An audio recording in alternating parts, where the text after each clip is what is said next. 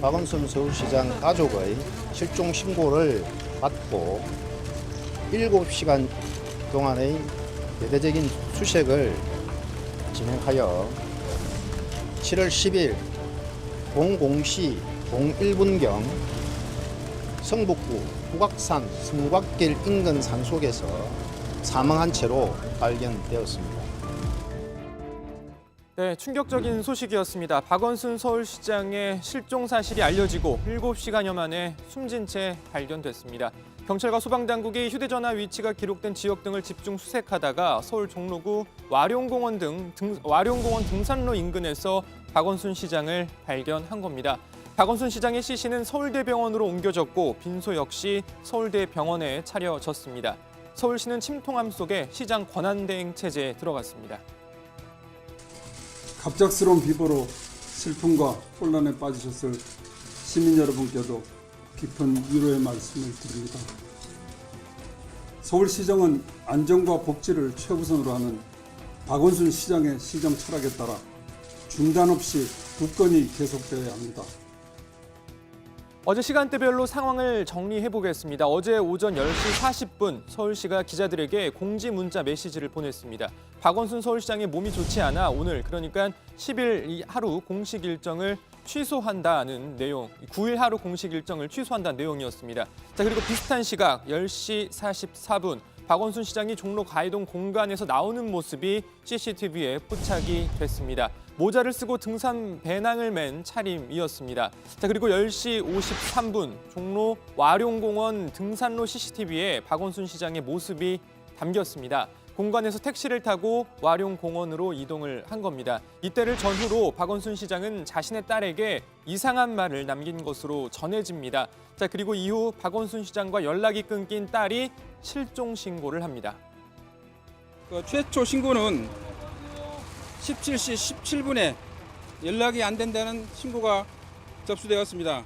그래서 수색 시작은 17시 30분부터 이후 경찰과 소방당국의 야간 수색 작업이 이어졌는데요. 결국 실종 신고 7시간여 만인 오늘 오전 0시 1분 와룡공원 내 등산로 인근 숲속에서 발견이 된 겁니다.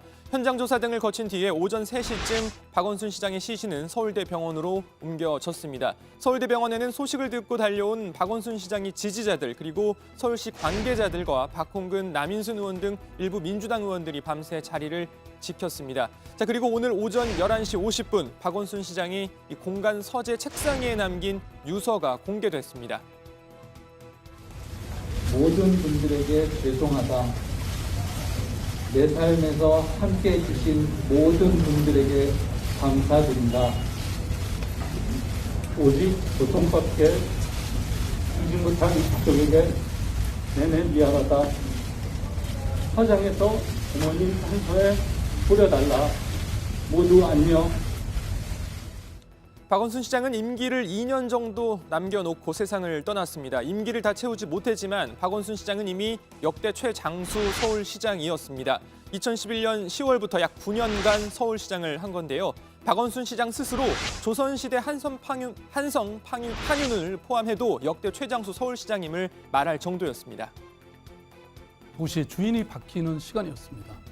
쉽지 않았습니다. 이명박, 박근혜 정부 하에서 참으로 저는 많은 탄압을 받았습니다. 저는 문재인 정부와 함께 서울을 진정한 사람의 도시로 완성하고 싶습니다. 시대와 나란히, 시민과 나란히 내 삶을 바꾸는 시민혁명, 10년의 시민혁명. 감사합니다. 제가 꼭 완성하겠습니다. 네, 박원순 서울시장은 1956년 경남 창녕 출생으로 사법시험 합격 후에 검사에 임용됐지만 1년 만에 검찰을 나와 인권 변호사로 활동해 왔습니다. 당시 고 조영래 변호사와 함께 일하면서 경기 부천서 성고문 사건, 미국 문화원 사건, 말지 보도지침 사건 등의 변론을 담당하거나 참여했습니다. 자, 그리고 1994년 참여연대 설립을 주도하면서 2002년까지 참여연대 사무처장으로 일했죠. 아름다운 재단과 희망 제작소 상임이사도 지내며 한국 시민운동을 한 단계 진화시켰다는 평가를 받기도 했습니다. 그리고 그의 인생을 다시 한번 크게 변화시킨 계기는 바로 2011년 안철수 당시 서울대 교수와의 회동이었습니다. 서울시장 보궐선거를 앞두고 열린 단판 회동에서 지지율 5% 박원순 변호사는 안철수 교수의 시장 후보 양보를 받아냈습니다. 참 정치권에서는 볼 수 없는 그런 아름다운 이 합의를 저는 했다고 생각합니다. 그래서 우리 시대를 새로운 시대로 바꿔내는 그런 일들을 함께 하고 싶습니다. 고맙습니다. 이번 서울시장 보궐선거에 출마하지 않기로 했습니다. 대신 제 삶을 믿어주시고 성원해주신 분들의 기대를 잊지 않고 제가 아닌 사회를 먼저 생각하고 살아가는 정직하고 성실한 삶으로 보답하겠습니다. 네, 이어서 민주당 박영선 후보와의 단일화까지 성공한 박원순 후보. 그렇게 보궐선거 본선에서 한나라당 나경원 후보를 꺾고 서울시청에 입성한 박원순 시장은 첫 임기를 마친 뒤 2014년, 2018년 지방선거에서 연이어 승리를 거머쥐었습니다. 네, 먼저 서울시장입니다. 5%의 개표율을 기록하고 있습니다. 더불어민주당 박원순 후보가 당선이 유력합니다. 57.9%를 득표했습니다. 서울 시민 여러분, 정말 감사합니다. 다시 새로운 4년을 시민 여러분과 함께 할 수 있게 돼서 정말 영광스럽습니다. 공정과 정의, 평화와 민주주의가 꽃피는 대한민국을 서울에서부터 시작하겠습니다. 첫 3선 서울시장으로 유력 대선 주자로도 꾸준히 거론돼 왔던 박원순 시장은 그렇게 마지막 세 번째 서울시장 임기를 다 채우지 못했습니다. 어제 그리고 오늘 박원순 시장의 비극적인 선택과 함께 박원순 시장이 성추행 혐의로 고소됐다는 소식이 함께 들려왔는데요. 고소 내용의 사실 여부와 관계없이 피고소인인 박원순 시장이 극단적인 선택을 하면서 사건은 공소권 없음으로 마무리될 것으로 보입니다.